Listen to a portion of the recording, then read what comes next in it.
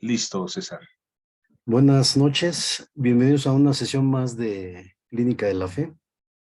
El tema que hoy se ha propuesto para comentar, pero también para debatir, es la relación que guarda el púlpito como el espacio sagrado desde donde se enuncia y se proclama la nueva buena y lo que históricamente ha aparecido, digamos, como una práctica frecuentemente condenada desde esos púlpitos, que es, digamos, el campo el campo de la homosexualidad, eh, que es además una relación cuyas tensiones pues suelen generar, digamos, muchos conflictos, eh, no solamente para el que practica o para el que ha salido del closet, sino fundamentalmente, digamos, para los pastores, en la medida, digamos, de que no hay una posición homogénea con relación a la práctica homosexual. Eh,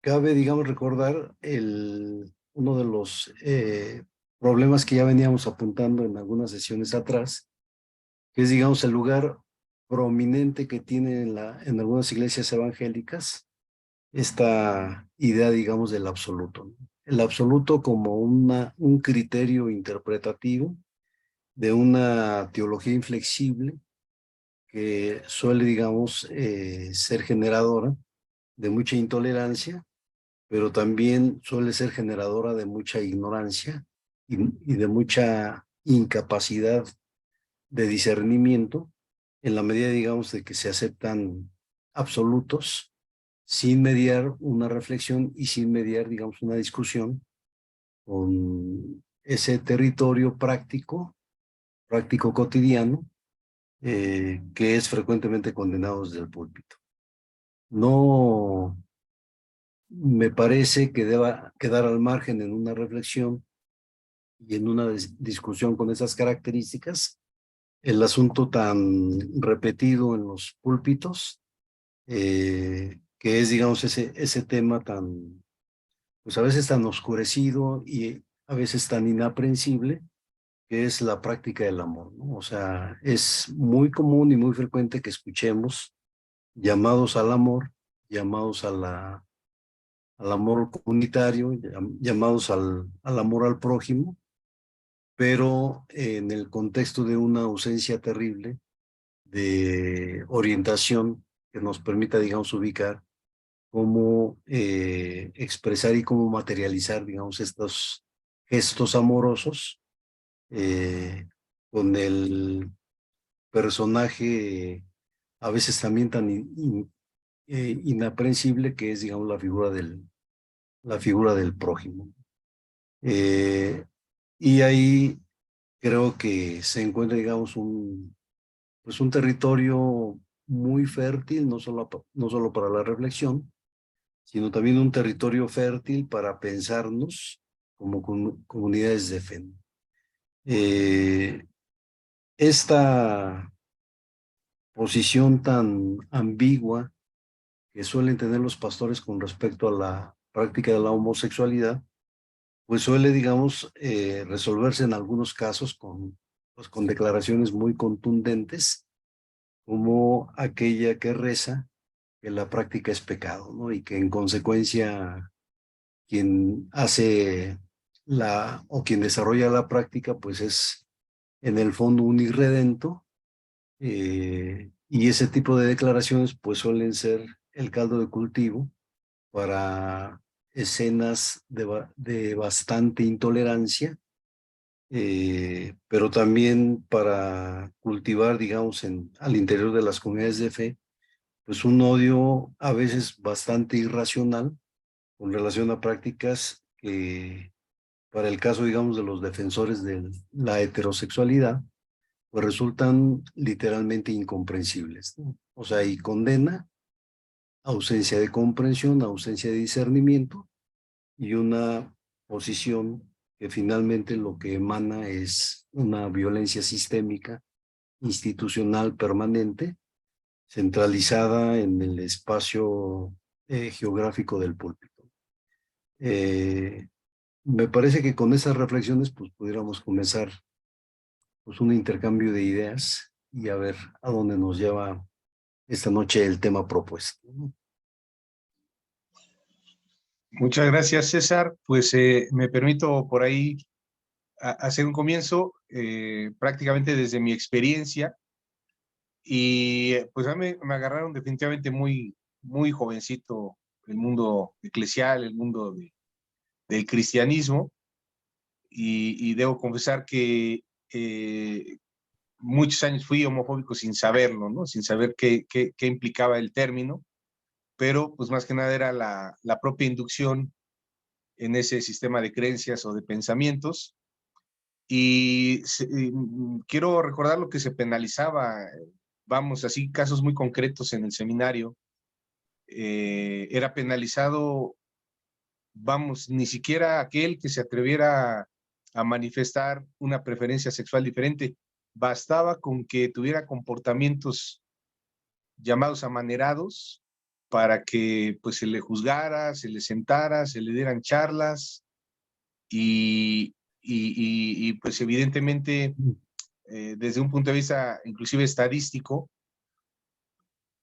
pues en las congregaciones hay personas que asisten, pero está la represión que obviamente no lo van a manifestar, ¿no? Ellos van en su búsqueda de lo superior, de lo espiritual, y pues ni abordan el tema, ni siquiera se atreven a manifestarle a sus pastores su preferencia sexual, y están en el llamado closet, ¿no? Están ahí dentro de las congregaciones, pero pues evidentemente como cultos escondidos, y, y es una carga muy pesada porque ahí les pega directo en la línea de flotación pues varios textos bíblicos. Entonces cuando uno es creyente y decide poner su fe en Dios en este tema de creencias cristiano, católico, evangélico, lo que sea, la Biblia pasa a ser un texto sagrado, y en la medida que desde la propia Biblia hay textos que parecen ser muy claros, donde condenan estas conductas, pues para el creyente definitivamente eh, carga con una losa, porque recordemos, no es algo que ellos hayan elegido, sino es algo que de donde ellos nacieron así, tienen esa preferencia por cuestiones que aquí no vale la pena discutir, pueden ser genéticas, pueden ser sociales, sin embargo, pues tienen esa preferencia y han optado por ello, pero hay una carga emocional durísima cada que oyen pues estas reprensiones desde el púlpito.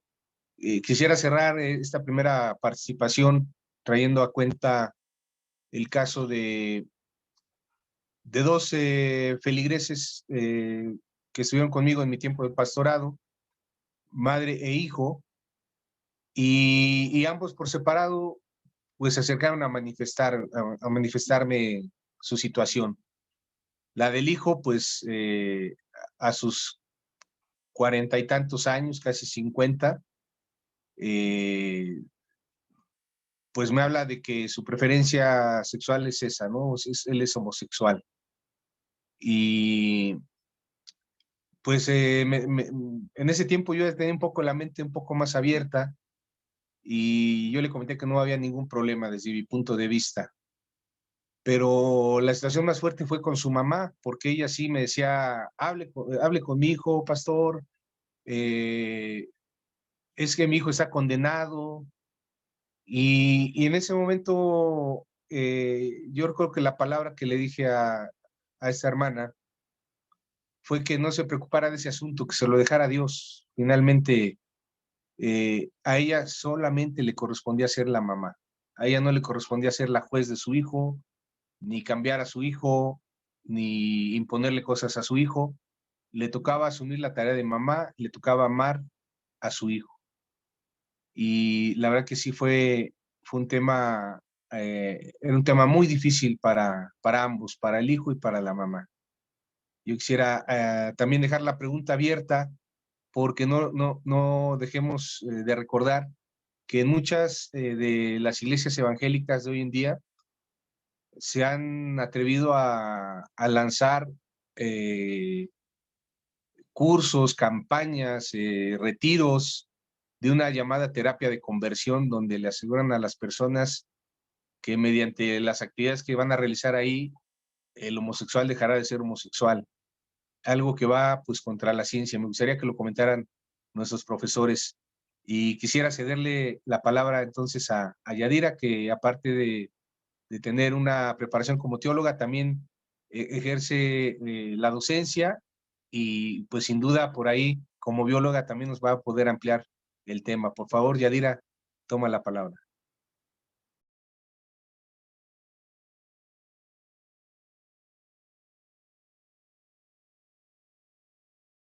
Difícil, ¿no? En cuanto a lo que a veces venimos viendo y como en la forma en la que hemos crecido, ¿no?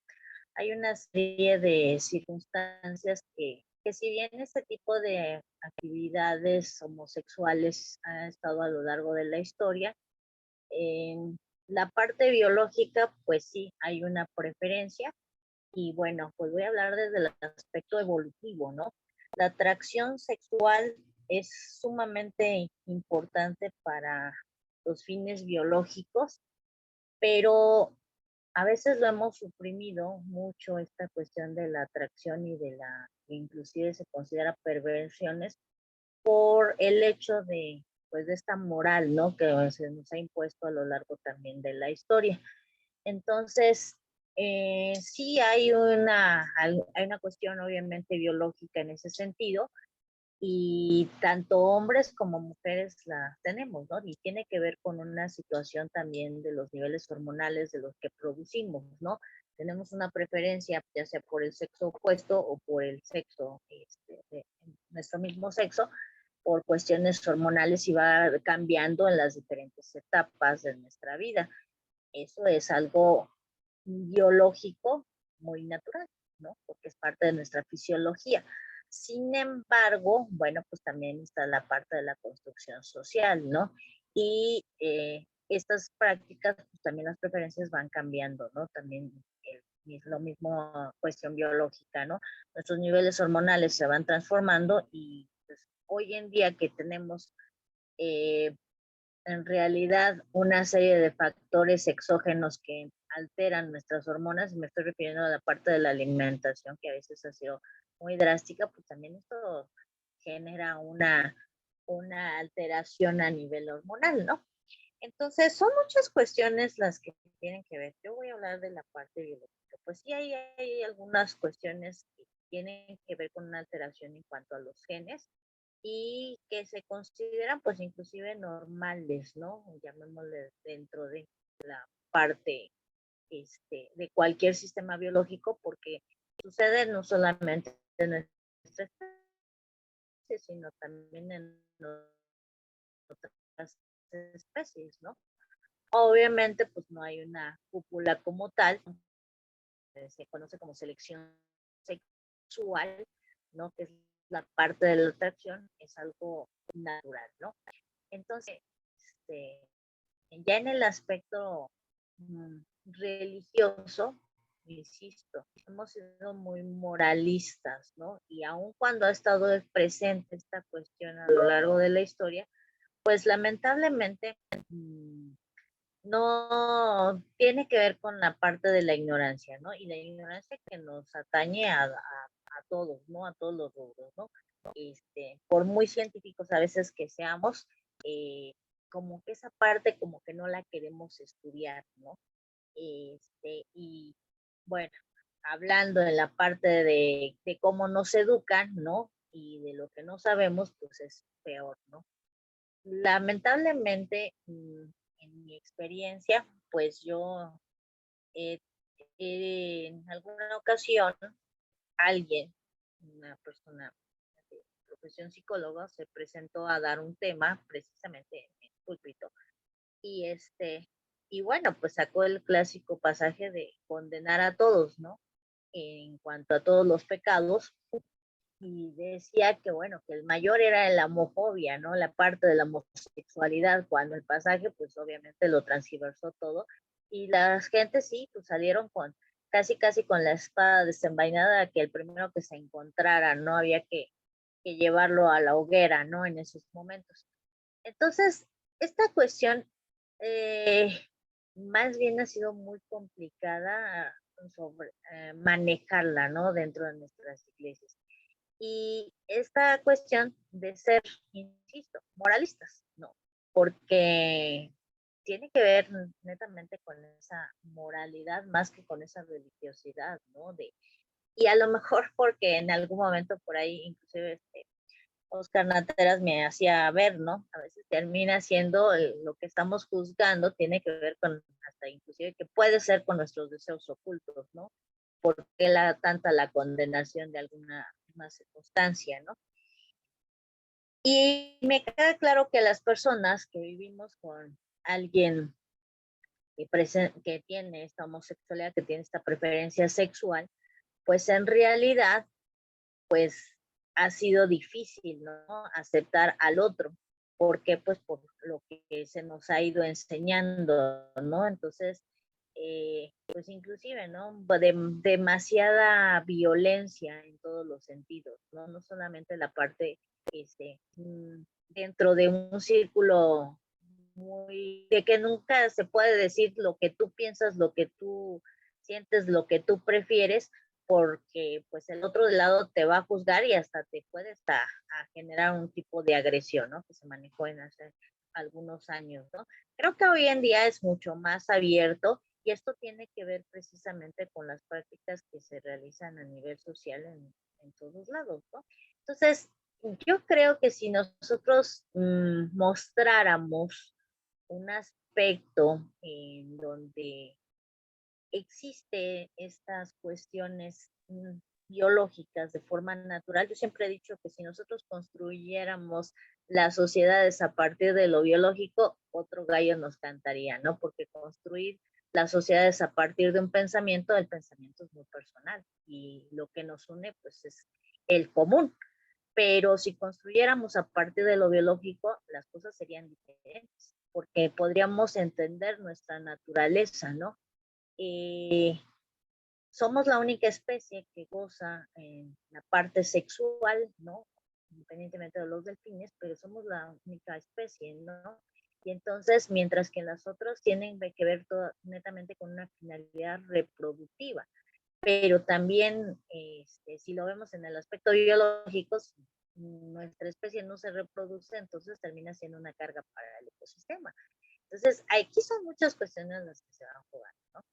Pero bueno, sí hay toda una influencia en que no reconocemos nuestra naturaleza y mientras no conozcamos ni siquiera quiénes somos, vamos a tener esta problemática y otras más, ¿no? Que van relacionadas a esta cuestión religiosa que tiene que ver netamente moralista. Y vamos a seguir con un acto condenatorio, ¿no?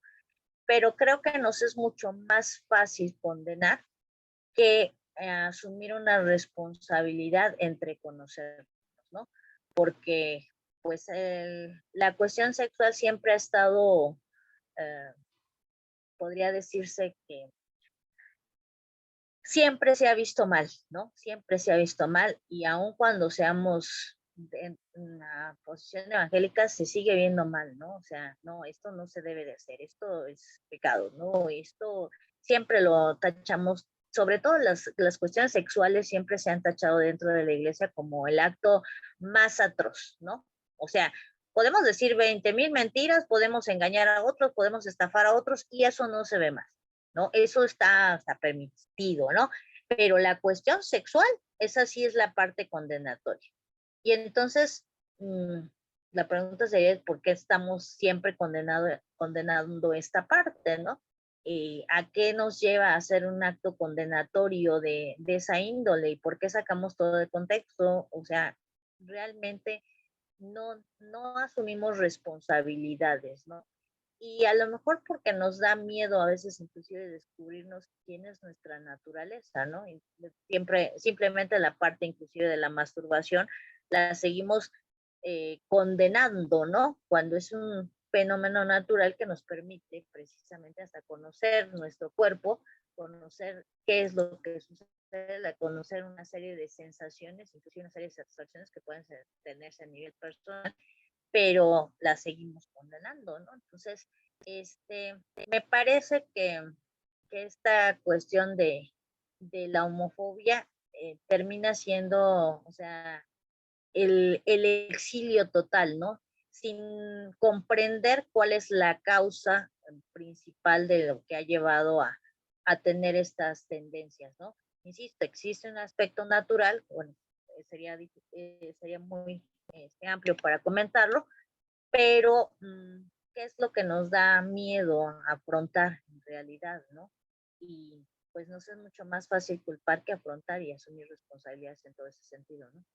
Entonces yo creo que, que la iglesia, mientras no cambie de esta posición, siempre vamos a seguir con ese acto, ¿no? Y insisto, las cuestiones sexuales sigue siendo, independientemente que ya seamos supuestamente una sociedad un poco más abierta y que tengamos muchos canales de información y cosas por el estilo, lo seguimos manejando como un tabú, ¿no? Y esto pues tendremos que generarlo, ¿no? Yo actualmente, em, tuve la oportunidad de ir a una boda homosexual el mes pasado y fue grandioso la parte de la celebración, y lo digo honestamente porque me encantó, nunca había ido a una, y fue grandioso realmente la parte de la celebración y el ver cómo esas muestras de amor, ¿no? Que parecieran ser para algunos aberrantes, a mí me pareció fue de lo más honesto, ¿no? Y de donde la gente puede aceptarlos, ¿no? Éramos pocos invitados, pocos me refiero como a las 150 personas en comparación a una boda heterosexual, pero fue grandioso, ¿no? Y me gustó mucho el ambiente, me gustó toda la parte inclusive de la ceremonia, todo lo que hubo en la parte del compromiso, y yo dije, bueno, ¿por qué se pueden comprometer? Pues a mí no me toca hacer precisamente lo que comentaba, ¿no, Roberto? Esta parte del juez, ¿no?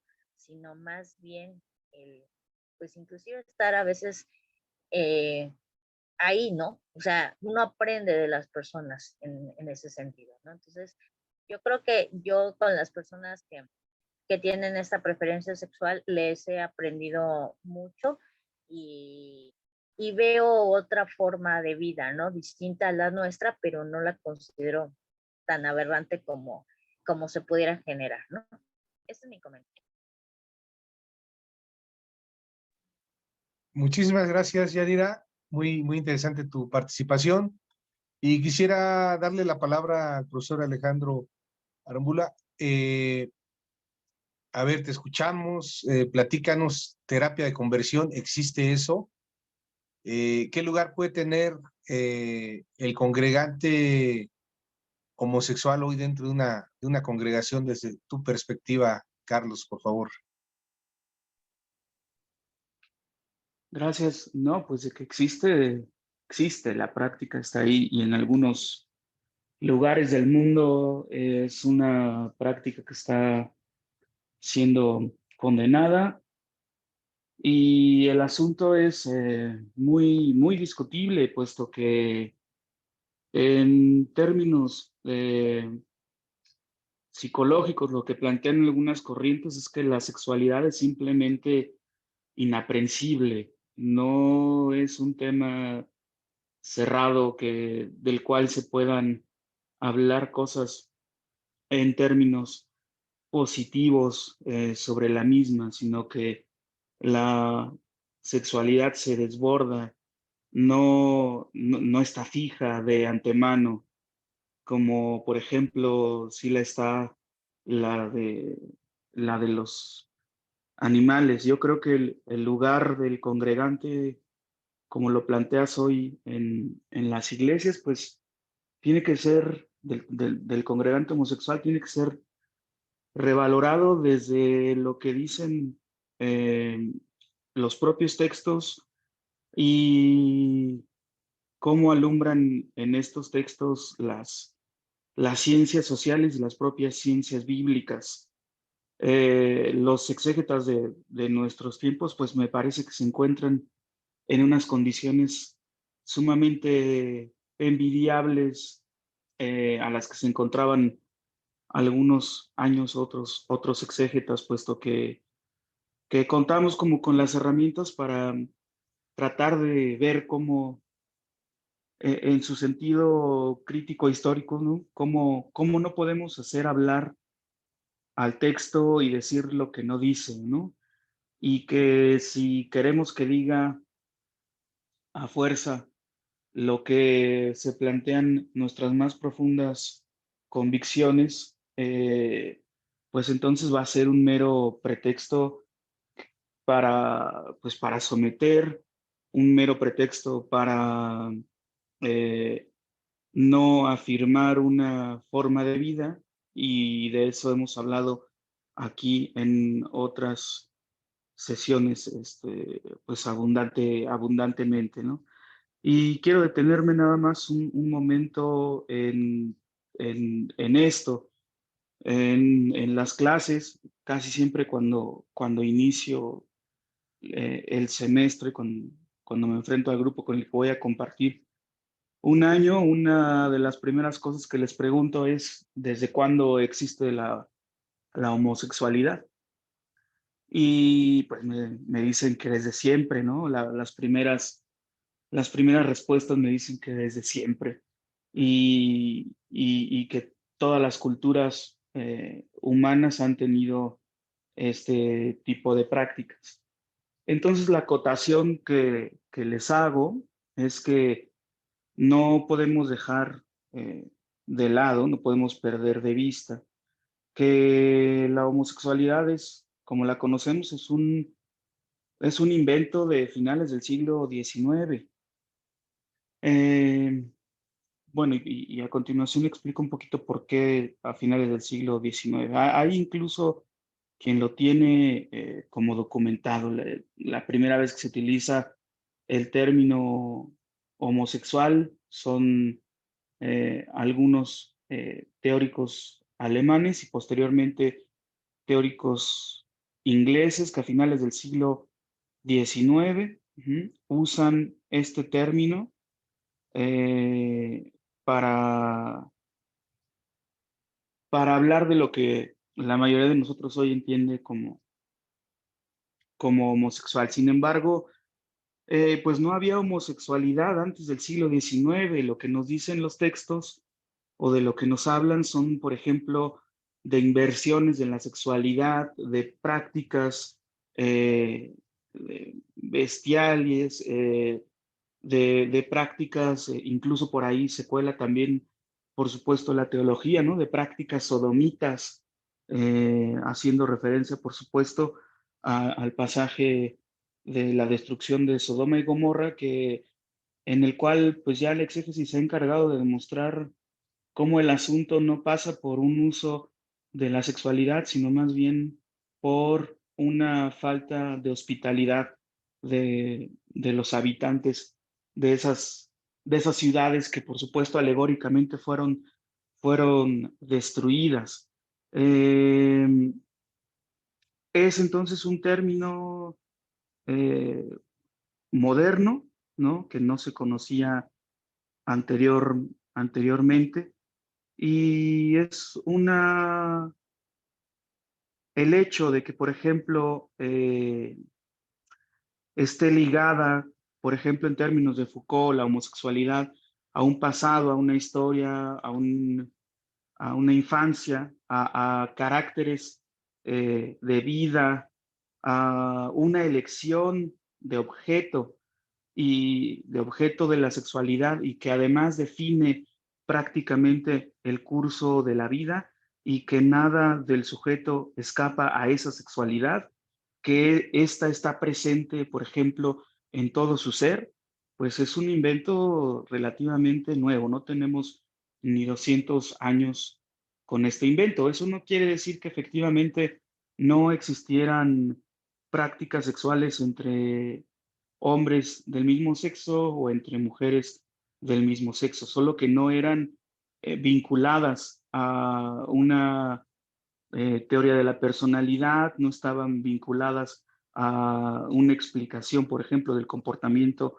del sujeto en relación a todo su ser, ¿no? Sino que lo que había eran prácticas muy puntuales y que no eran leídas como homosexuales, sino o como gays, como las conocemos hoy en día, sino que no había una suerte de identidad sexual fija, sino más bien lo que había eran actos que podrían ser individualmente evaluados, pero no teníamos un aparato conceptual disponible para identificar esta identidad sexual fija. Por lo tanto, es incluso anacrónico desde el punto de vista de las ciencias sociales decir que la Biblia, por ejemplo, condena la homosexualidad, porque esto de ninguna manera es así.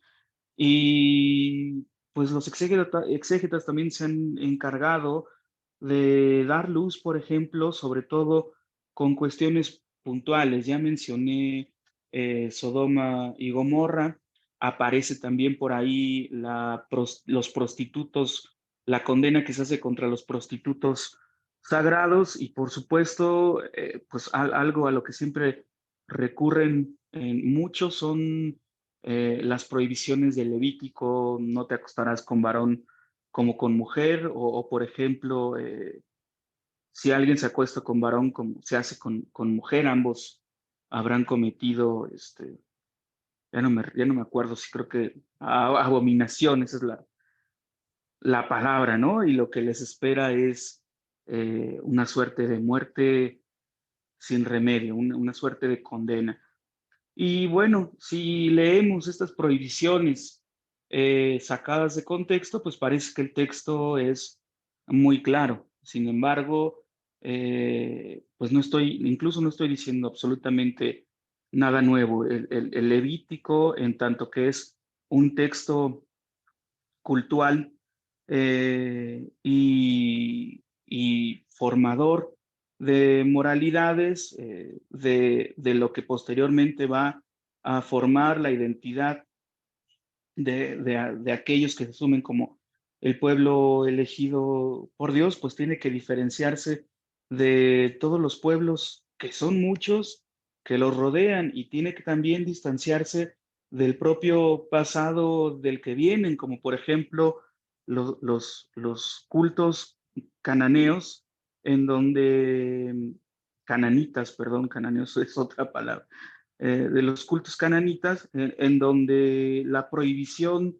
de las orgías sagradas vinculadas a rituales idolátricos, sobre todo de la fertilidad, para honrar a esta dupla de dioses, Baal y Ashtarte, pues tiene que ser abandonado y no puede haber estos ritos cultuales donde a través de rituales orgiásticos se busca agradecer, se busca fijar una suerte de gracia de, de estos dioses para que traigan la fertilidad no solamente en los campos, sino también en las vidas de estas personas, ¿no? En estos pueblos vecinos.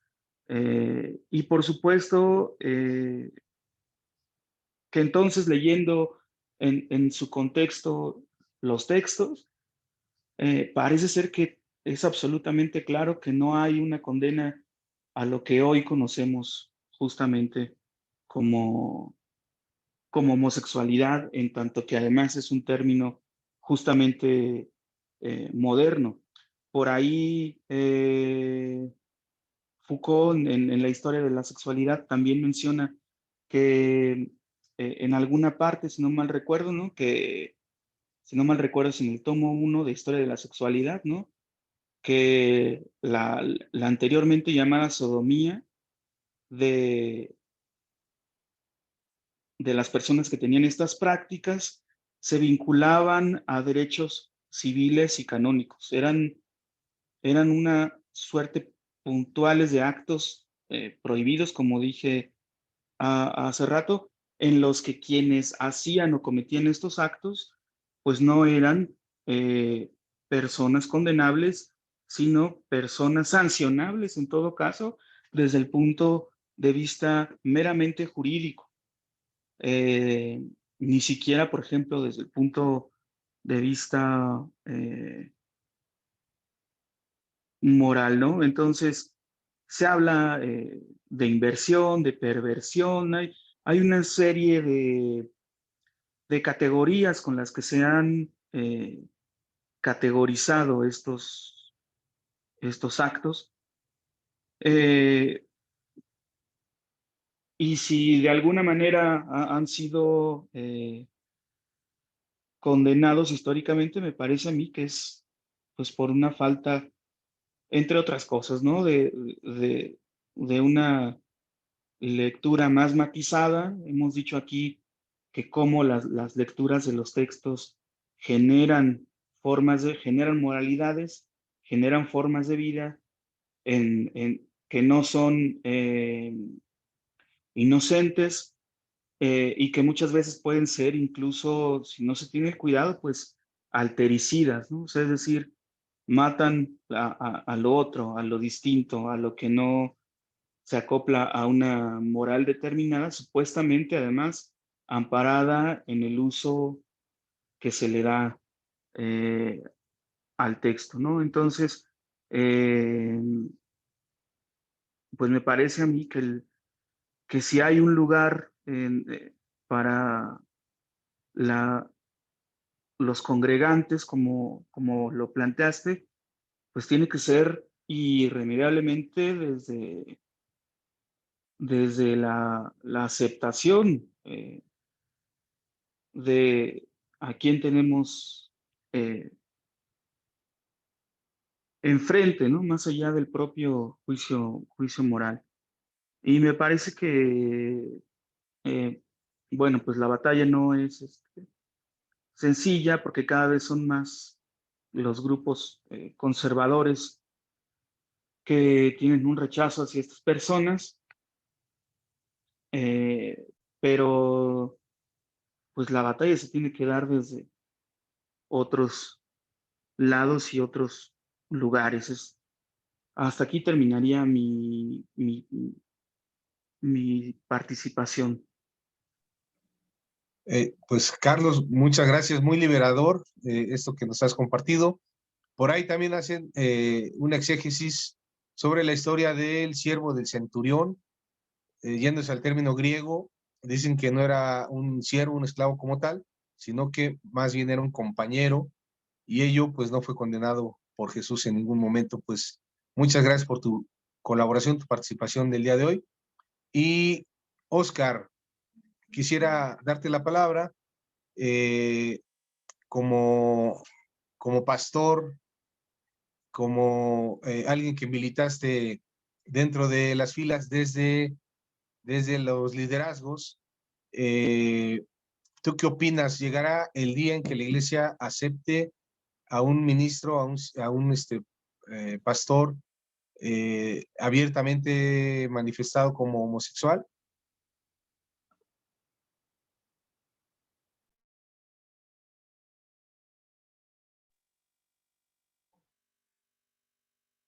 ¿Estás por ahí, Oscar?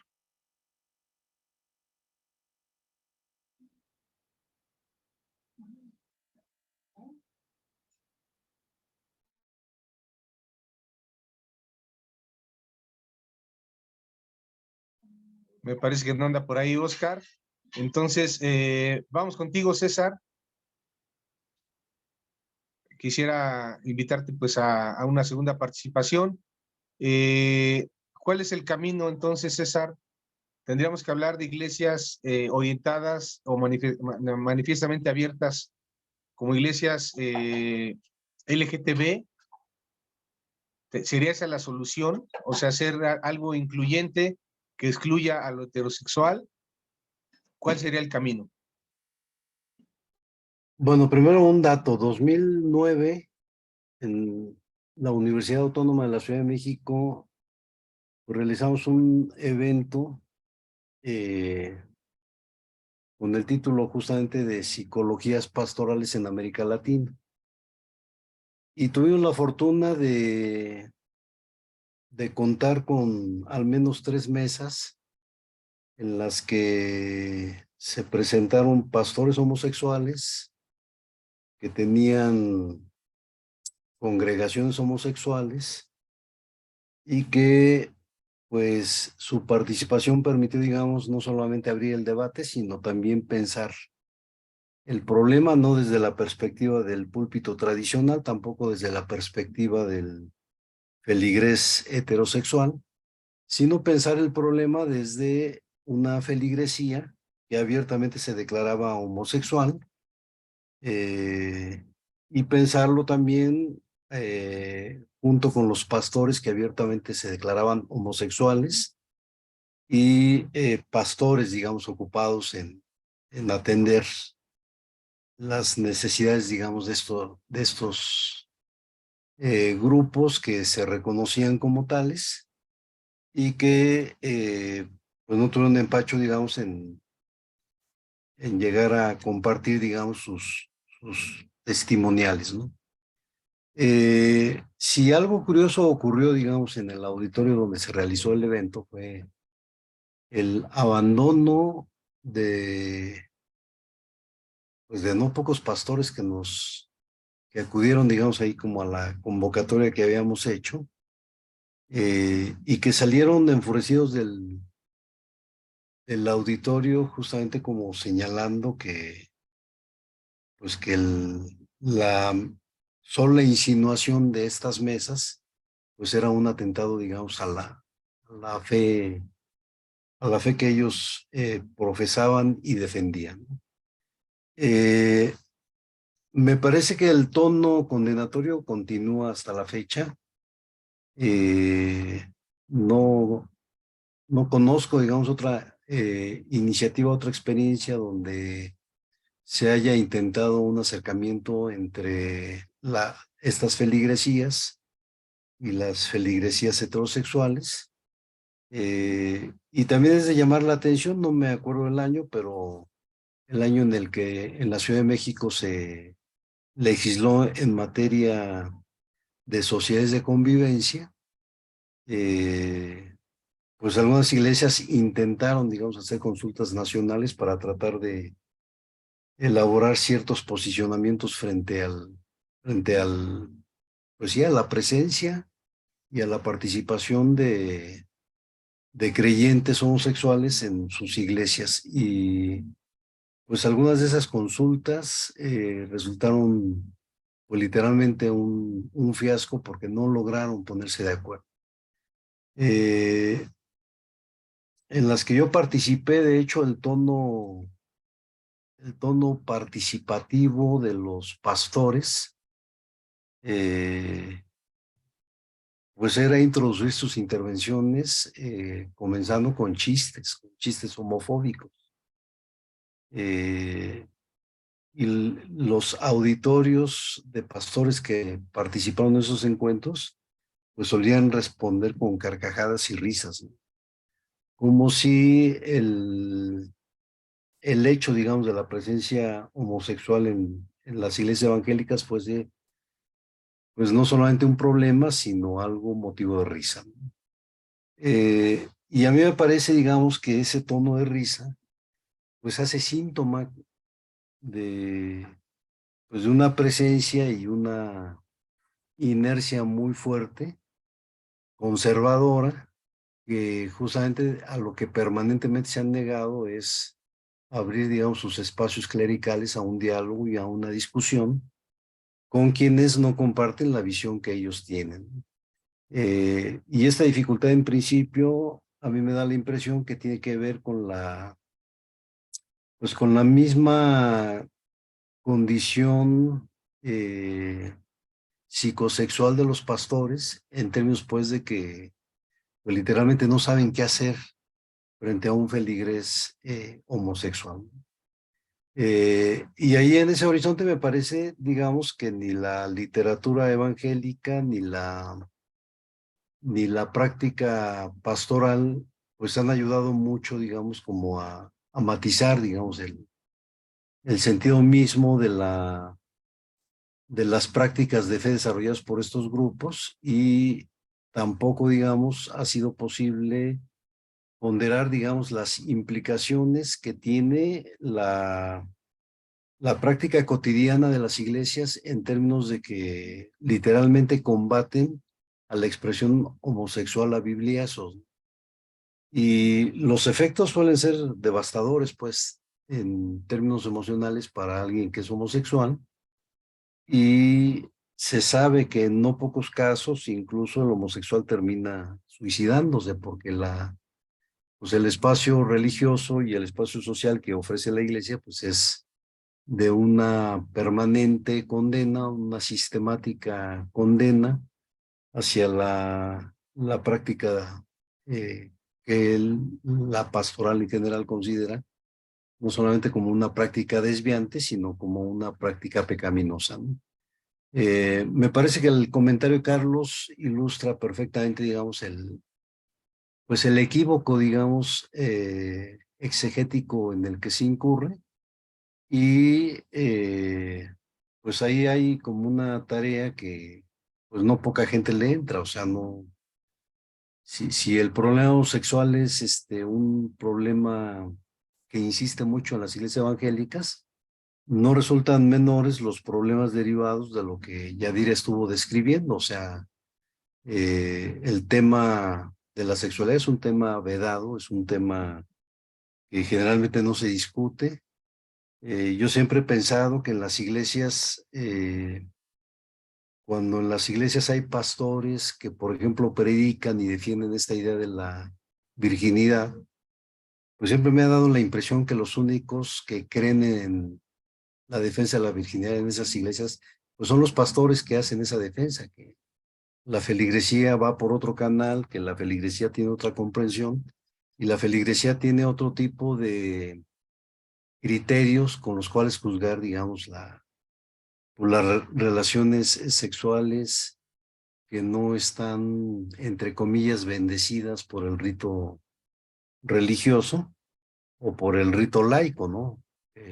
Igual ahí, digamos, la bronca tiene que ver con un supuesto, entre comillas, orden que no encuentra sustento en la escritura, pero que en nuestra tradición liberal laica, pues a los pastores se les ha metido en la cabeza esta idea de que pues un matrimonio en orden o una pareja constituida en orden, pues tendría que pasar por el rito laico frente al juez y por el rito religioso frente al pastor. Es decir, y la incomodidad y el efecto que produce, digamos, los actos condenatorios desde el púlpito, no son menores ni en el caso, digamos,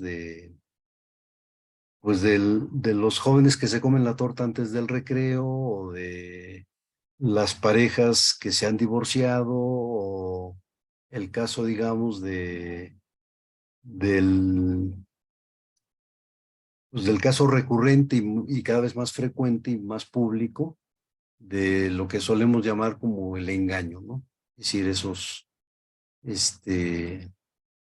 feligreses que engañan a las esposas, o esas esposas que engañan a los feligreses, y que resultan, como Yadira ya lo apuntó, literalmente escandalosos, ¿no?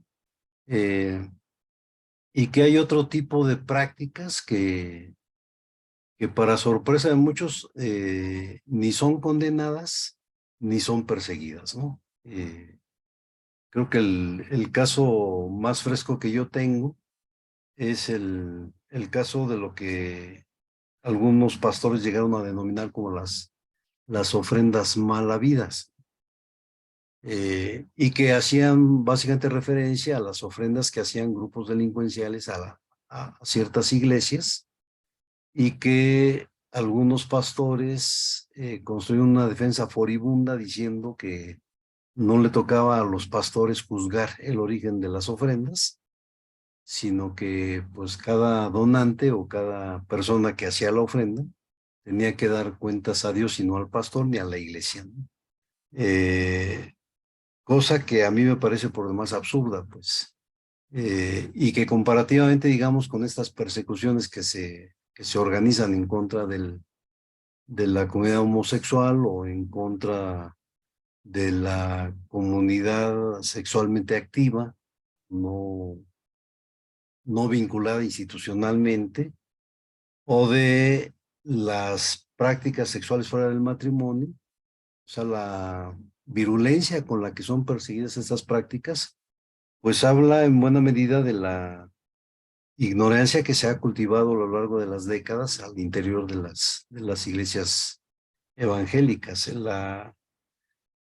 Me parece que la opinión muy consistente de feligreses que han terminado fuera de las iglesias y sobre todo la feligresía universitaria, pues es pues que están fuera de la iglesia porque dentro de la iglesia hace muchos años que se ha dejado de pensar y hace muchos años que se ha dejado de tener un diálogo con el mundo. Y por ahí me parece, digamos, que uno tendría como que repensar, digamos, no solo el fenómeno de las comunidades homosexuales, sino también el conjunto de fenómenos vinculados a la práctica de la sexualidad, que pues en general, o sea, las iglesias evangélicas se han corrido de una manera escandalosa hacia posiciones bastante conservadoras y en ese sentido, pues, las pastorales que se ejercen desde ahí suelen ser bastante intolerantes, ¿no? De tal modo que pues el gran ausente ahí en esas pastorales, pues es justamente el ejercicio del amor. Por ahí pudiera, digamos yo, elaborar el comentario. Muchísimas gracias, César. Muy ilustrativo. Pues desde aquí un llamado a aquellos que nos hacen favor de seguirnos, compartir este material, pues un llamado muy sincero a su libertad. Quisiéramos pues dejarles muy patente que por encima de las condenaciones que puedan hacerles líderes, textos religiosos, pues hablamos de un Dios de amor que nos llama desde ese amor a una plena libertad en nuestras vidas. Y pues ojalá lo que se ha escuchado hoy pues quite un poco del peso que se ha impuesto de una manera por demás injusta y que pues este llamado llegue a cumplir su propósito de encontrar pues una vida plena para cada uno de nosotros, por encima de ministerios, religiones, formas de pensar condenatorias, pues el llamado es a la libertad. Muchísimas gracias a todos. Despedimos esta transmisión y nos escuchamos y nos vemos en la próxima.